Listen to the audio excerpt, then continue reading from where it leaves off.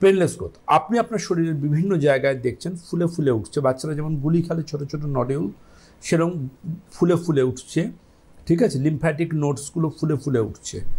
বা শরীরের যে কোনো অংশে যদি কোনো দেখেন যে একটা এরকম কোনো গ্রোথ হয়েছে যেটায় কোনো ব্যথা নেই, আই রিপিট, যেটায় কোনো ব্যথা নেই, সেটা খারাপ নাও হতে পারে, খারাপ কোনো অসুখেরও বার্তাবাহক হতে পারে, কিন্তু আপনাকে আপনার ডাক্তারবাবুর পরামর্শ নিতে হবে। এটা হচ্ছে শরীরের বিপদ সংকেতের প্রথম যেটা বললাম। দ্বিতীয় বলবো মুখের ঘা, মুখের ভেতরের ঘা। আপনি মোবাইলের সেলফি নিয়ে মুখের ভেতরটা আপনি ভালোভাবে একটা ছবি তুললেন এবং দেখলেন, যদি দেখেন সেখানে মুখের ভেতর কোনো ঘা রয়েছে, যে ঘাটা সাদাটে রঙের এবং পিঙ্ক রঙের, এবং যে ঘাটা সারছে না, দীর্ঘকাল ধরে সেই ঘাটায় আপনি ভুগছেন, কমছে বাড়ছে, কমছে বাড়ছে, কমছে বাড়ছে, আপনাকে আপনার ডাক্তারবাবু পরামর্শ নিতে হবে।